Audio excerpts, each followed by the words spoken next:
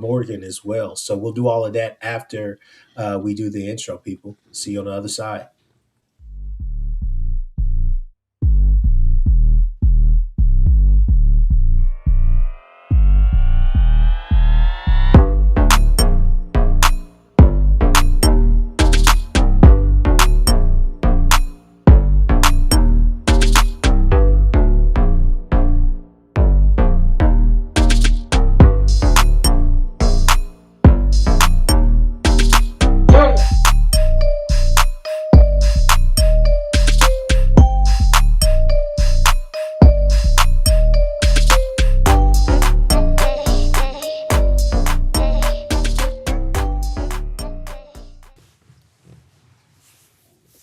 It keeps doing that. I don't know why. Regardless, though, hey, look, Horns Down Podcast host Chris with a K, Kchris Griffin. You got Sooners 360, Mr. Sooners 360 himself, Chris Mason. We are here to talk about two things. Couple of it's coaching, right? Yeah. Exit and one entry, right? So first and foremost, want to give a shout out to our sponsor of this podcast, Kaizen Performance. Go and check them out. They're in Norman. They're in that area. So definitely go check out what G Fit and all those guys have going. That's Kaizen Fitness Performance. So definitely check them out. Thank you for sponsoring this podcast. But Chris Mason, Emergency Pod. Guys, we're here for a good time, not a long time.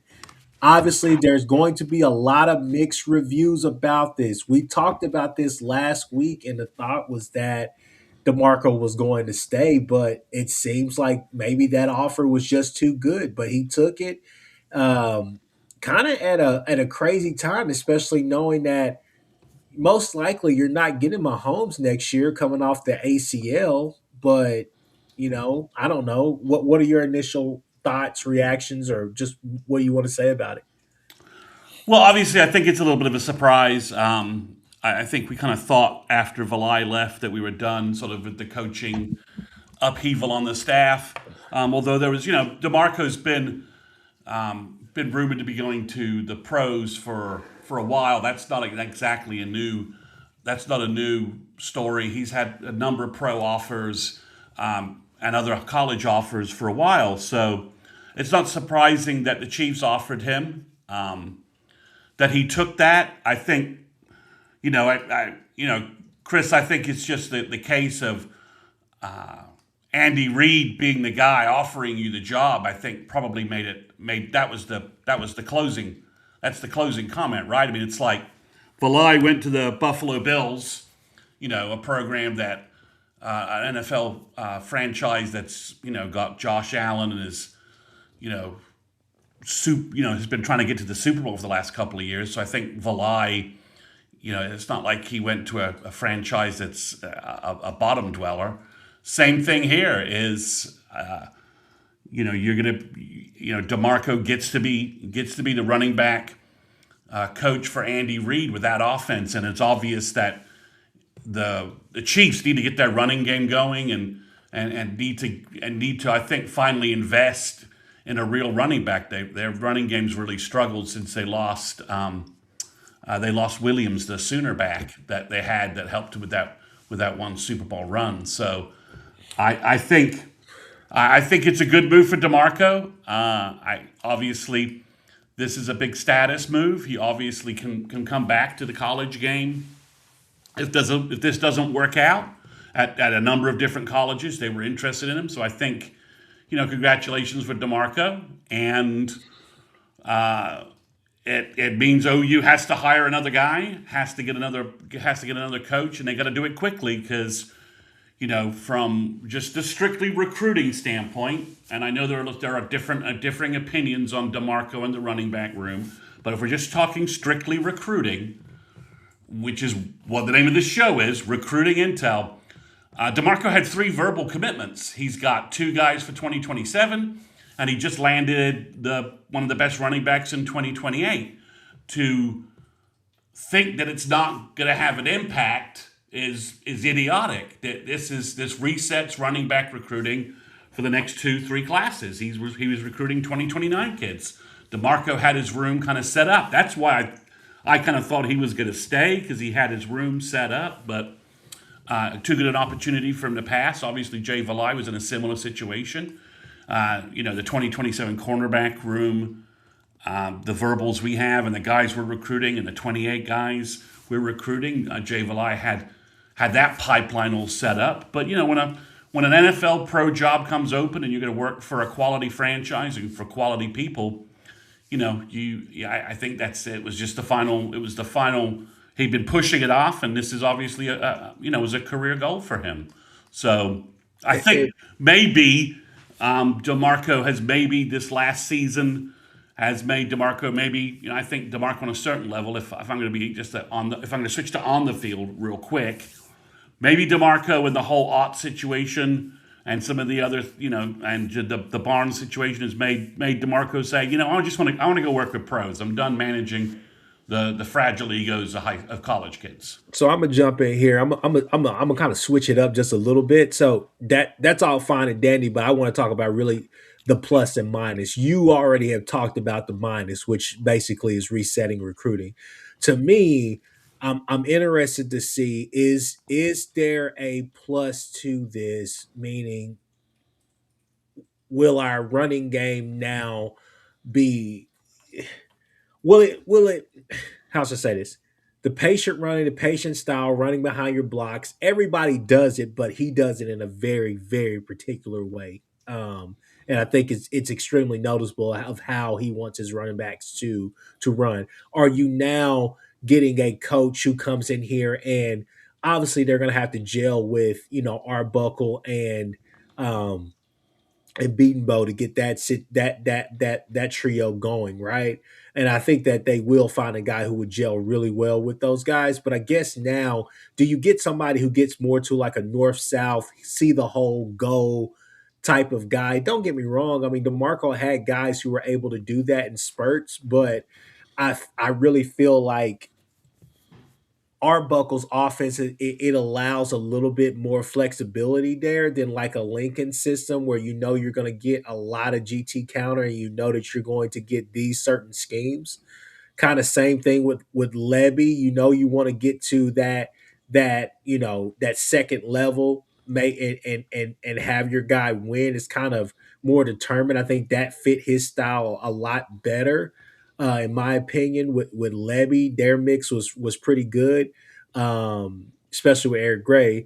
But these last couple of years, obviously he's produced some pretty good backs. Don't get me wrong. I mean, he was hurt, but Sawchuk had a pretty good year to end that 23 season, I believe. And then when you go into the, Barnes in 22 looked.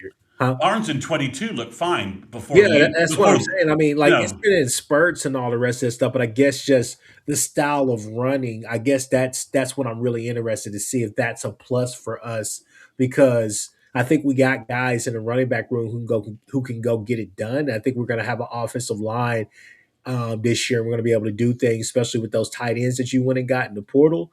So I'm just interested to see what style do they bring here, meaning what kind of guy do they bring here? They bring a guy who's more north-south, downhill, hit the hole and go, or another guy that's, patient, run behind the blocks, which, again, everybody's doing it, but DeMarco had a very particular way of how he wanted it to go. Does that make sense? It does, but yeah, I mean, from a certain perspective, it does. Yeah, I mean, the question really, I think, has been so from that perspective, it's really about the O line and emphasis on the running game, right? And it's really about the O line and the blocking. Has that been there's probably two camps on this, that it's DeMarco's not been coaching the guys up, and the other group. The other line is, well, the offensive line hasn't been getting a consistent push. So the running game hasn't been. It's up front scheme. It's up front O line and scheme more than it is DeMarco. Yeah. So from that perspective, the mechanics of that's I don't know which way that's going to go from that perspective, because they were all set to go with DeMarco this offseason. So whatever changes they were making to the running game that we hope is going on to emphasize more of a power running game. Yeah. I think were much more blocking schemes and new personnel at tight end than it is any changes than it was any changes they were going to do in the running back style or Oh no, and I get that part, Chris Mason. I'm just saying now that you're bringing in a new coach, it gives you a chance to kind of get a different perspective in the room, and it's something that kind of gels. I mean, obviously you bring them in to keep that continuity because you have those type of backs. I mean, Hatton fit Demarco's running style, perfectly. But I think a new guy comes in, has some fresh eyes, can do a couple of other things. I mean, it's the same thing we're going to talk about with the DB coach that we're getting. I think we're getting another elite guy in him, but again, it's just one of those things where what I'm trying to say is that Demarco had a very particular way, and I don't think a lot of coaches are going to come in and have that very particular way. If they want to go get just another gel guy or glue guy, in between guy, or whatever the case may be, they can, who will keep that continuity. I think there will be a lot of carryover and a lot of continuity there, simply because that's what they were conditioning the backs for. But at the same time, I think a new guy can kind of press forward with some of these guys to figure out something new or a new wrinkle to add to the fold. Does that make sense? yeah, I mean, I think the room may just need a different voice. Yeah. You know, obviously Demarco, if there's one element to Demarco that was just fundamentally clear, he was a traditional kind of hard ass running back coach. That's Yeah. what everybody says. And that if you couldn't pass block, you weren't going to see the field. So I think you bring in a different running back coach. Maybe you have a chance for a different voice. You know, I always wonder, and this I'm probably reaching with this comment, but whether Demarco was hard on the guys, and it was a little bit like, hey guys, I know what you need to be doing. I did this here. I did this in the pros. You need to be doing what I'm doing. So we'll see. We'll see. I think perhaps, like I said, the veteran running back effect that Demarco had his first 3 years here, and then obviously the last 2 years in 23 and 24, those 2 years back to back.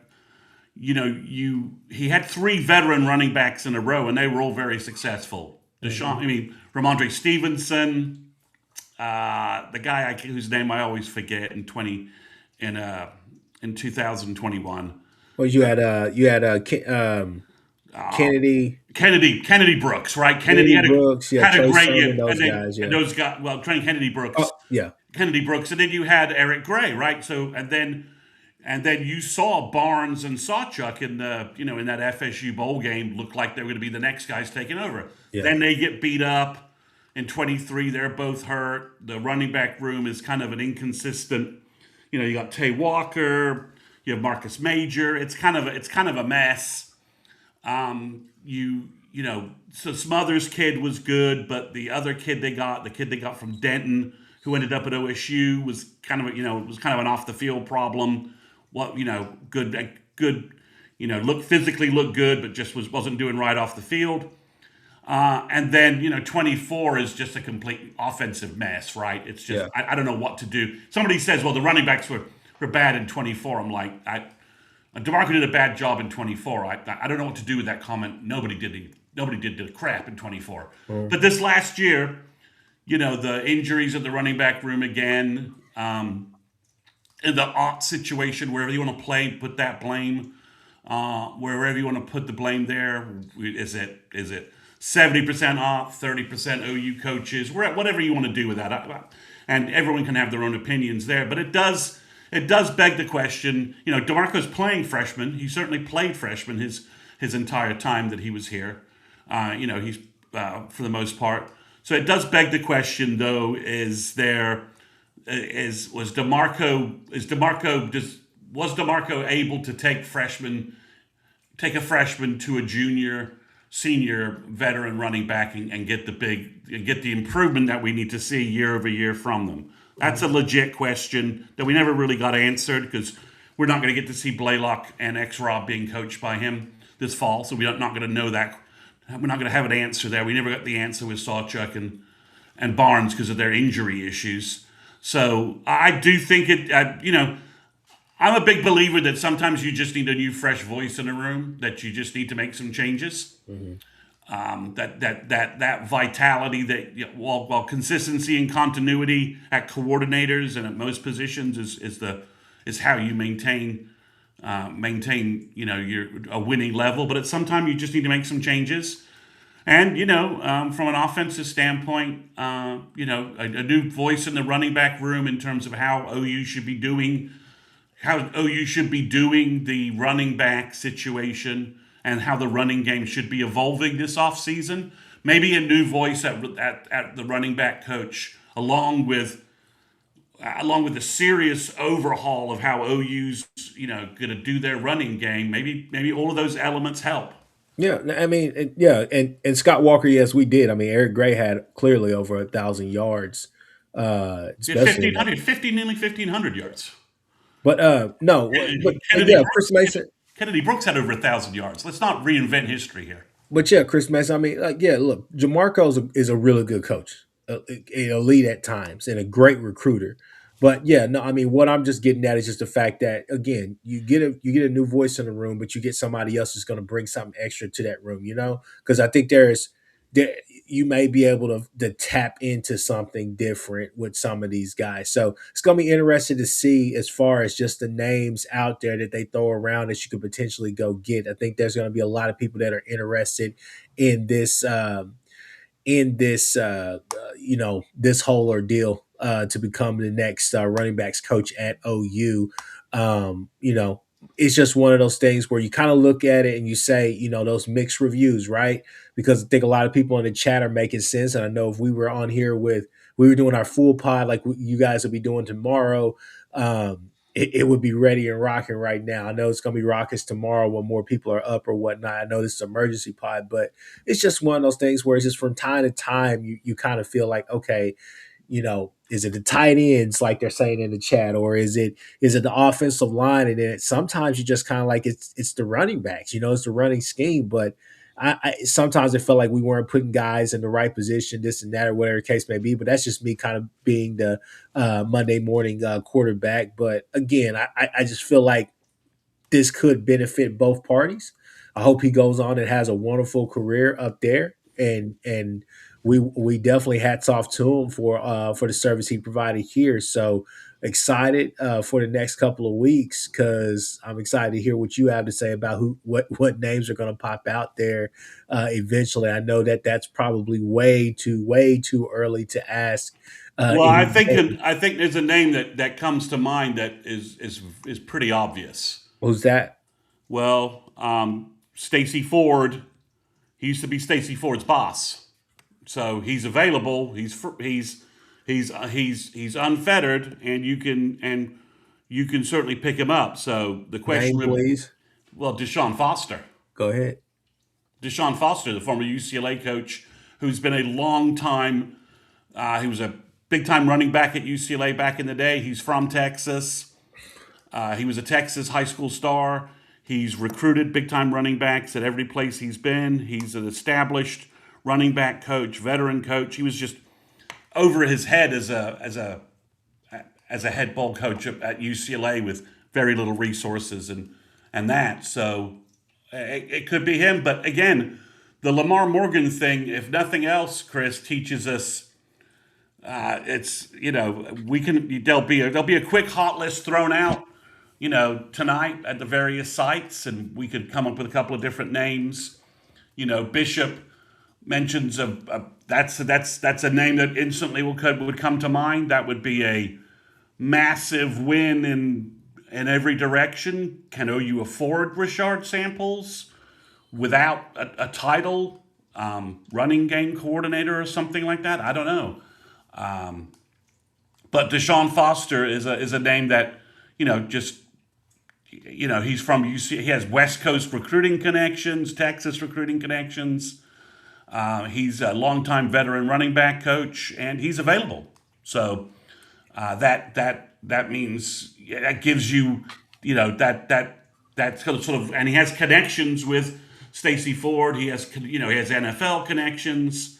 Probably knows, Nagy probably knows him. So there's some thought that maybe that could be a name that's out there. I mean, that's sort of probably been thrown. That name's been thrown on some message board. Say You it know, again.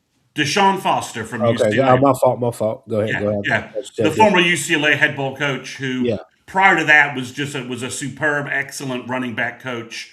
He coached Charbonnet. I believe he was the running back coach when Chip Kelly for Chip Kelly. So the Charbonnet kid with the Seahawks would have been a guy that Deshaun Foster coached. He's been a good recruiter. That name's been out there. Obviously, some people will mention Stan Drayton, who was the running back coach at Texas when I think when their stretch of good running backs with Bijan. I believe he was the guy that coached and recruited Bijan. I don't have that right in front of me, but I think Samples Samples a fascinating name at Oregon. I think he's still at Oregon. I'm not sure you could pull him from Oregon, but he definitely has Texas connections all over the place, and that would send a shockwave in terms of from a recruiting aspect. But you do the only benefit to this is it's the dead period, right? So you've got 2 weeks. Okay, so do you go after Tashard Choice? Although Texas has had their own running back problems. Do you take Tashard Choice, who was a Sooner, briefly? We all remember that. So there's definitely names you could certainly pull, and I think the running back position at Oklahoma has enough cachet in recruiting, and in terms of if you're like, well, I want to make sure I can get the best running backs in the country. Well, Demarco for 26 with Hatton and Walker, and then for 27, this Keldrick Ben kid is going to be a big time. Is going to be re-ranked, probably in the top 150, and then he got Micah Rhodes, who's arguably the best running back in the country for 28. So you have time to get somebody hired in place, so that for the March 7th, the big recruiting weekend, you can get the kids on campus to meet the new guy in person, right? Because he can't track. No one can. The nice thing is, no one can be at Micah Rhodes' high school tomorrow recruiting him. No. They can call him. Other schools can call him and they can text him, but no one can be in person to build a relationship with him while OU is scrambling. Scrambling is not the right word. Well, OU is reshuffling the deck of who they have on their resume list. Demarco's, has flirted is the wrong word, but he's been mentioned before about leaving. So if I was Brent, I'd probably in a file somewhere had a top 5 list of running back coaches just in case this thing got a little more active. So because it did start, the rumors started in late January, early February. So if I was Brent, I probably would hopefully have a list of 5 guys, at least 5 resumes that I'm calling a guys to see where they are, reaching out to agents and that situation. But yeah, I mean the Lamar Morgan thing tells us it could be a name that I've not mentioned, and it quite possibly could be a name I've not mentioned. Well, let's segue to that to end on a high note. I mean, when you kind of go and do your research, man, it's a big time hire, is what it seems like, Chris Mason. It's a very strong resume. He did a good job at Michigan the last 2 years. He's recruiting at a top level at Michigan. A lot of the DBs, OU, a lot of the DBs that OU recruited, he's talked to. A lot of the California guys. Hold on once. I'm sorry, Chris Mason. Say, can't hear you, Chris. Can you guys hear us now? Everybody, put a W in the chat if you guys can hear us. Can't hear. Maybe a couple of people said they couldn't hear us. Black screen. I don't know. I'm not getting any errors on my side. No, neither am I. Yeah. Okay. All right. All right. Keep going, Chris Mason. Sorry. So yeah, you're right. It's an impressive resume. He's a good. All the reports. He's a good recruiter that Some Michigan folks thought that maybe Whittingham made a mistake not keeping him. I know you certainly took advantage of that. He's well regarded. He's like Valai. Some NFL jobs have been sent his way. He's been up for NFL jobs, so it seems like a very one for one kind of swap out with Valai in terms of what's going on. So I think it's a good hire. It's showing Brent is taking hiring seriously and certainly going through resumes and getting feedback from a wide range of respected folks. Okay, I mean that's just the way it is. I mean, if you know, I know some of you, obviously I mentioned T.J. Rushing as a name that I thought, well, maybe that makes sense. And this guy he's his experience as rushing, but he's certainly his experience. He's not an old guy, but he's certainly a young guy. So I think it's a good hire. I mean, it sort of came out of nowhere. The name wasn't floated around by anybody, but that's just sort of the way. It just shows that Brent is there's clearly some rigor and process Brent is going through Mhm. in hiring that he didn't do for the Luttrell hire, right? That okay, I screwed. That was a mistake. I'm not making that mistake again. I'm going to use the resources I have available, including the front office that has connection, a vast network of connections in the NFL and in the college game, and I'm going to use all of those connections to do real interviewing and make sure that I'm not just default promoting somebody. Now, in hindsight, I agree with you. I lean with you, but I will say again, I mean, it still was a characteristic hire of what he's been doing. He's bringing guys to have, you know, OCDC level experience, head coach experience at the very least, and bringing them in at his position coaches, which has been a huge plus for him. Defensively, you trust him on that side of what's going on. I would be more interested because I'd ask you the question again. We talked about it with the DBs. Will Nagy have more of an influence in this offensive hire? Obviously, defense, I don't think that was necessarily the case. And I still think that BV is going to call the shot as far as who's his guy, No, no, I running think back wise. But because I'm just wondering, maybe you go to the NFL ranks and go get a guy, right? Or do you just, I think it's a lot of really good college coaches out there that make a lot of sense for what we're trying to do. I think Arbuckle this year, again, we talk about those keys to those offense. I think he has all the keys. If you had a row of 5 storage units, right, and you had 6 keys, and you said, hey, 5 of these 6 keys work with these, and then you're like, there's that one key that there's 2 keys on there that actually don't work, right? Nobody's telling you that. Well, now you have all 5 keys, and I think you can unlock this offense like he really wants to and get it rocking.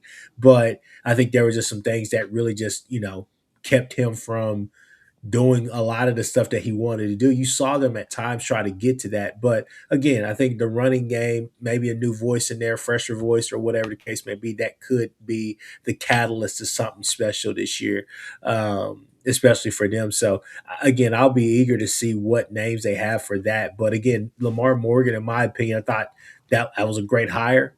Um, Obviously, I believe that he did. He coached Will Johnson, didn't he?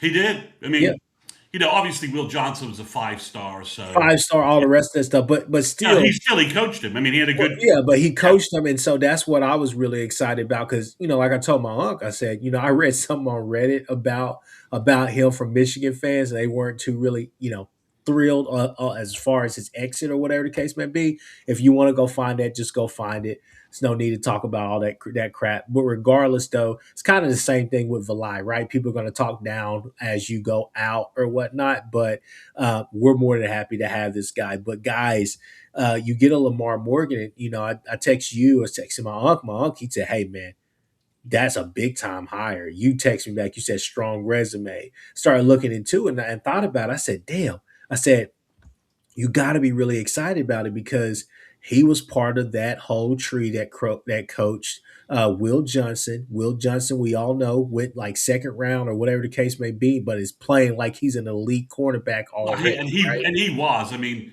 Yeah. yeah, I think this is, and again, Michigan was recruiting top DBs, and OU was recruiting. So he covers the coaching part of his resume is very strong. But to finish my point, though, that's what I'm saying.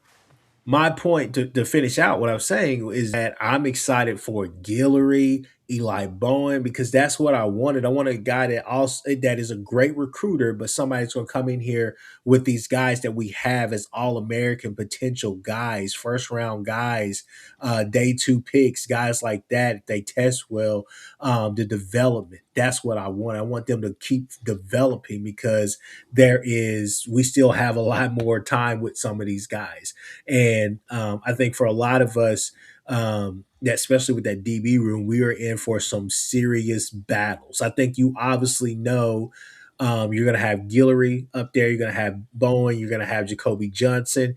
Now it comes down to, is Newcomb healthy enough? Is he going to be, a big factor? The Johnson kid that you and my uncle talk about all the time, Tristan Haynes.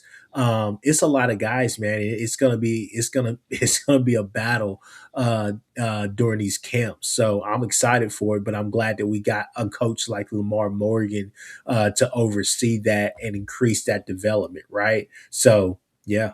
I mean, yeah, I mean, you've hired somebody who has a very Valai like resume. But he's probably been a little better at his last place before heading to Norman than Valai was, in terms of his respect from the place. Like, Bama people were like, take Valai, we don't want him. Obviously that's not the feedback we're getting from Morgan and Michigan. So, but when you talk about the patterns, I think that our fan base was a little concerned about. Oh, he's going to go hire an OU guy, or he's going to hire a Clemson guy. This is basically the third hire in a row that really doesn't fit any of those patterns at all. They're not the same. You are picking up on. I do think you have picked up on one element other than Witten, is that both Nate Dreiling and this guy have defensive coordinator experience. Mm-hmm. That you have another elite. You have another person who has full game planning experience to add his voice to the room in terms of how OU should be doing things. And I think that's big, right? That you have basically you have three defensive coordinator level brains on the defensive side of the ball to help Brent, come up with it. Not that Brent needs, I mean, there's always someone smarter. You always want to have, everybody in the room providing strategy and providing, tactics on what we should be doing, or pointing out tendencies we have. Hey, Brent, we're doing this a lot in coverage. I think we should be doing this. I think both Brandon Hall and now Morgan give you that. But also there's certain positions though where you just, and this is a silly comment, but so just bear in mind what I'm saying. But cornerback's one of those positions where you gotta have the guys, right? You can't, at safety, linebacker, you gotta have the leadership, the instincts, the guy who knows what's going on. But to a certain level, though, at cornerback, you've just got to have the athletes, and this guy can recruit those guys so that you can have those players. Like his first conversation with Gabriel Osborne needs to be, I see in you what I saw in Will Johnson. And I coached Will Johnson. He's now in the NFL. I see in him that sort of potential. So I think it's very. I think that the fact that he went outside that he basically went off the hot board. He hired someone no one was really looking at. Tells you that Brent's just applying a little more process and a little more rigor to what he's doing. Yeah. He's looking at resumes. He's listening to respected voices, and then he's interviewing somebody, and then he finds somebody he really likes. So I think that speaks well to, as OU gets more and more successful, Brent's gonna have to hire more and more, position coaches, right? And we need him to hit on that to keep the momentum going that we have. So I think Before the Morgan hire speaks is a without on the field results. It's a very encouraging sign about what, because OU obviously paid this guy a good salary. It's a very encouraging sign about what OU is willing to do to make sure that their coaching staff is as that when they fill gaps, they're going through a process to get the best person possible.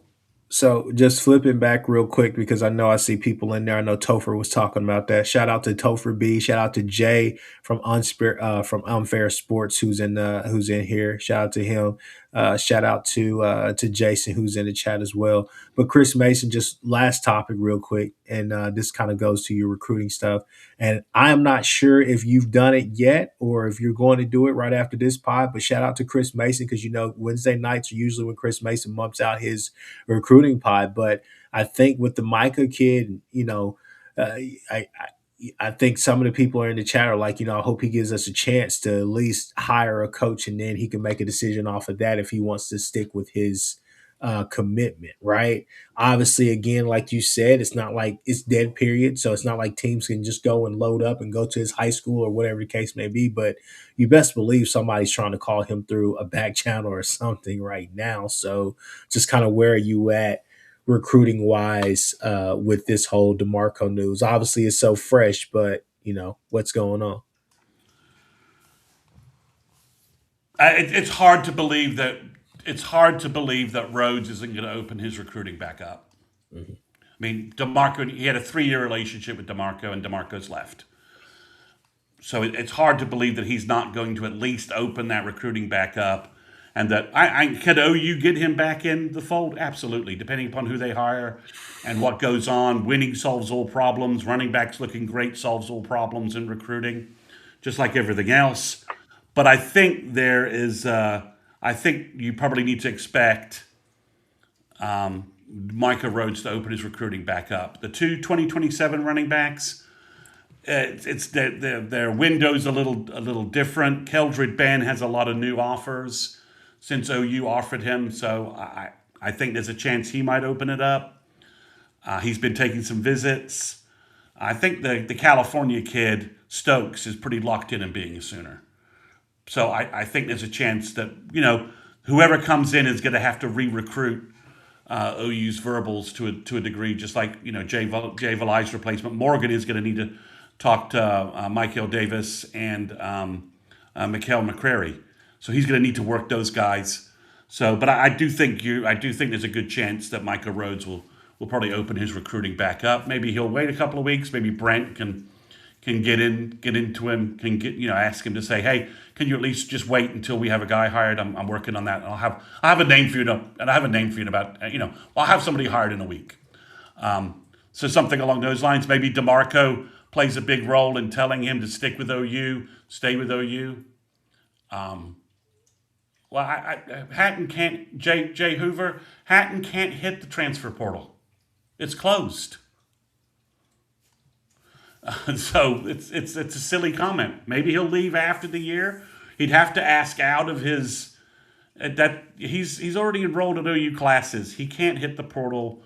That window is closed to him. He can transfer and sit out a year, but why would you do that? So NCAA, he's gonna sue. That seems to be the thing right now. Well, I mean, but he's in Norman. He's just got settled in. I'm sure Demarco will probably tell him that this is, I think Demarco will try and do what Jay Valai did and call the kids on his way out the door and sell them on OU. I mean, he's a big OU guy. Demarco's been very loyal to the program. Wanted to be the OU running back coach.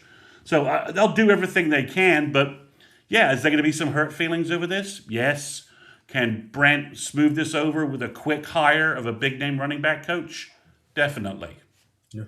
So I mean, yeah, it hasn't. Again, this isn't Joe John Finley who wasn't getting anybody in the running back room. Right? Demarco was recruiting running backs. He had 3 verbals. He just got Hatton and Walker. This isn't this. Sooner Cowboys, you're always looking for the negative spin on everything. He can't hit the portal until after the season. So okay, and how is he hitting the portal? He can't. The portal's closed, guys. It doesn't work that way. So could he leave OU? Sure. Could Hatton also have a massive freshman year and decide he's staying? Yes. So some of those things need to just. How is he in the portal? Unfair? How is he in it? He wasn't in the portal. He'd have to be. That's not the way. I thought it was a head coach that had to be. That had to. No. You don't get to jump in the portal because a position coach leaves. What? Tell me how he's in the. Explain to me how he's in the portal. Please explain how he is working out at OU, registered. How is? Show me a text. Show me a Twitter post from him that says that he's going to jump in the portal. Yes, he can go to the portal when he opens up again, which is in December, January, and we'll see what happens then. Could you see him hit the portal if he has an unsuccessful successful season with OU? Yeah, that's entirely possible. But I don't. That's not the short. That's not the short term. Jay just texted me. Jay, don't do that. We have too many people in here that will believe that nonsense. So, we'll believe that nonsense. But yeah, okay, all right. We'll troll your next podcast. We'll troll your next podcast with some game. With some game next time. So Rhodes hasn't decommitted. He's just posted that he's unhappy about this. Did I just tell you guys that I thought he was going to open up his recruiting? Yes. Is that a logical reaction for a 2028 running back? Yes. So, we'll see what happens. But I think, Chris, it's interesting. I mean, there's a lot of people, there's a lot of Demarco haters who are holding a Mardi Gras party today. And hopefully the running backs are great this fall and they can be right. They can be right that it was old Demarco's fault. And we can move on from this topic. So, there are lots of folks out there that are, I know a lot of Demarco haters, and the other plus side of this, Chris, to be in my usual blunt way, now I don't have to listen to their shit for the next 8 months about how much they hate Demarco. That's very true. That's very true. Now we can hate. I got the Joe John Finley guys are gone. The Demarco guys can all shut the blank up. So it means it sadly means I get to hear more about EJ and Bill Beatonbow. So, okay, there we go. Hey, look. And people, if you want to get your first look, April 18th, the spring game is back. Chris Mason has been saying that these last couple of weeks. He said that was the word. It dropped. We get a spring game, and we retire the Crimson Combine. Regardless, though, people show up. Pop out, man. Jay will be there. I'll be there for sure. Like, pop out, man. We'll be there. Maybe Jason will pull up too. But the whole crew, everybody will be there. So definitely, if you're in town, if you're in Norman, if you plan to come up, come on and come on up. It's going to be a good time, man. And we get to see a lot of these new faces, all the rest of the stuff, and get to see who's who and see what's going on. But Chris Mason, man, we've been on here for 44 minutes. So let's go ahead and end this pod because I know you want to get to your next pod or whatever the case may be. I'm gonna record that probably on Friday night. I'm just waiting for some more news, and now we have a bunch of news. Well, tomorrow I can guarantee we're gonna have some running backs decommit, and I bet Micah Rhodes opens his recruiting back up. I mean, it just makes sense. The other guys, I don't know. It's just too soon for a react. It's too soon to know on that. So we'll see. But yeah, that's a fairly obvious prediction. Rhodes was so connected to Demarco. Whenever you saw the interviews with him, he didn't have a lot of connections with OU beyond Demarco. So yeah, that's going to disrupt that completely. Garrett Riley, the OU, is the running backs coach. Hey, true, true. Okay, we talked. I mean, we just threw out like some random names. Chris Mason, who was that? Oh, Well, Tashard Choice, Deshaun Foster, yeah, um, Rashard Samples. If you want to throw a haymaker home run over the board, maybe you steal someone from the NFL and bring him back. I'm not sure that's the move here that I would make. But that's a possibility. There are a lot of good running back coaches who I don't know. Stan Drayton, who is the Temple coach, was a big time running back coach before he took that Temple job, which obviously he got fired from. So there's some names floating around, or OU does something. Maybe they do something different.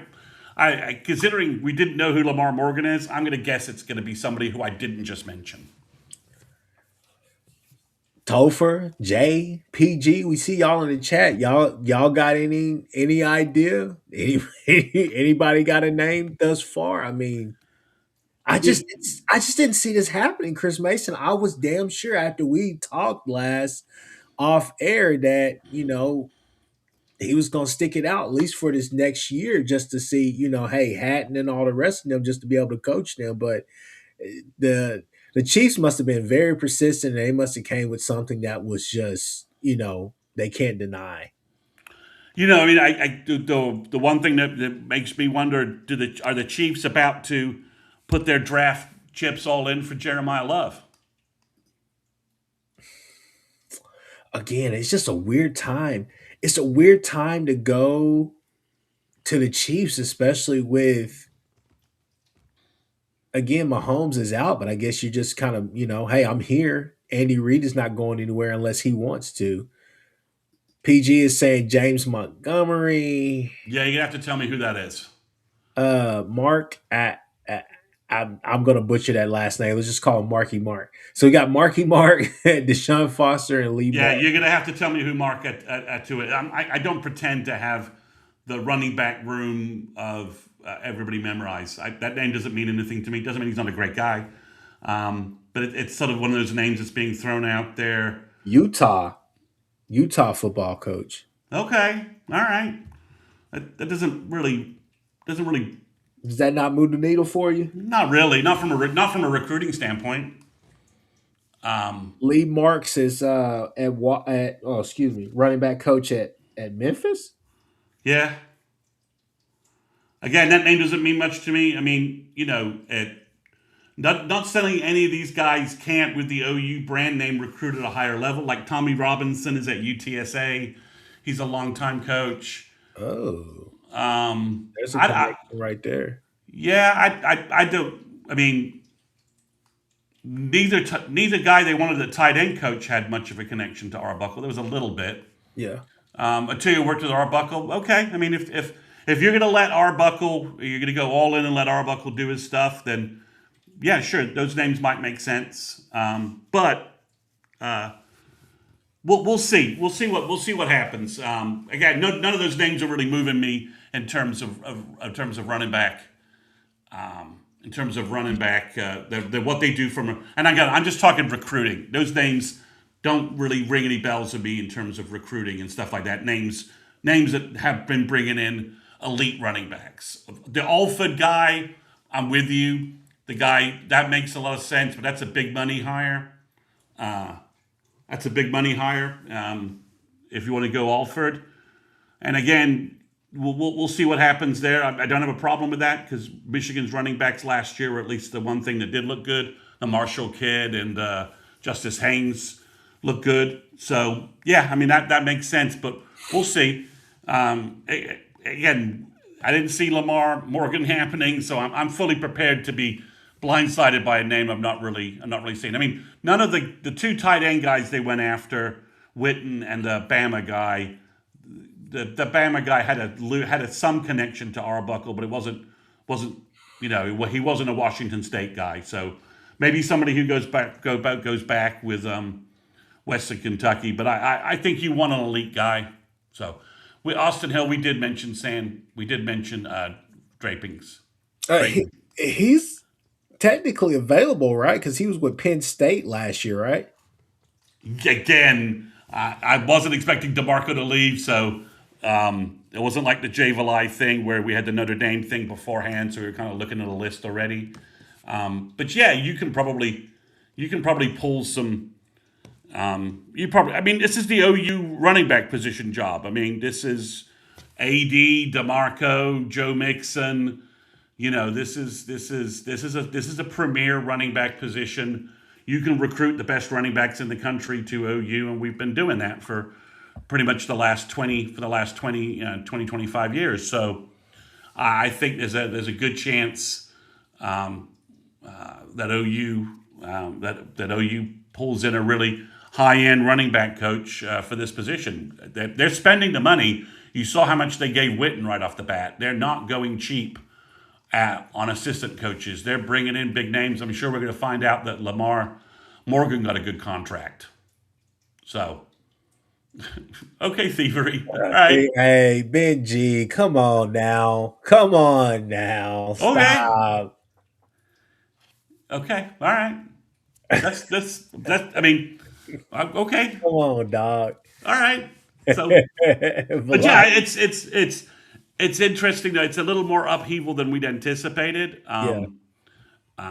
But it again, you guys can bash DeMarco all he wants. Andy Reid just aggressively recruited him to be their running back coach.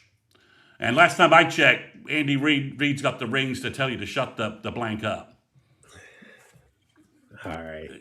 All right, folks. Hey, look, shout out to everybody that was in here tonight that was talking. This party's not going to end, so obviously Jay on Fair Sports, him and Coop, they're going to have their videos dropping probably ASAP as we speak. And as we drop over there with some trolling comments Oh yeah, too. we'll drop on there. PG's gonna have his as well. Go check out the PG show as well. Shout out to PG for being in here. Obviously, if you guys are following Topher B or wherever he's at, go and do that. Jason, Jason and Chris Mason will be back tomorrow night with their show to talk about all of this kind of at a full scale. So definitely, you're gonna get your Sooner content just from about all the main channels, all the best channels, in my opinion. So definitely be on the lookout for that. But Just 1 second. go ahead. As I expected, Parker Thune just posted something on Twitter that Stokes is staying locked in with OU. And guys, I already told you that. So Yeah. that based upon all the information that I had, that made sense. But Keldred Ben has a lot of big time offers, so I think he probably will open his recruiting back up. So the new guy's going to have a lot of work to do. All right. Well, with that being said, the emergency podcast has ended, y'all.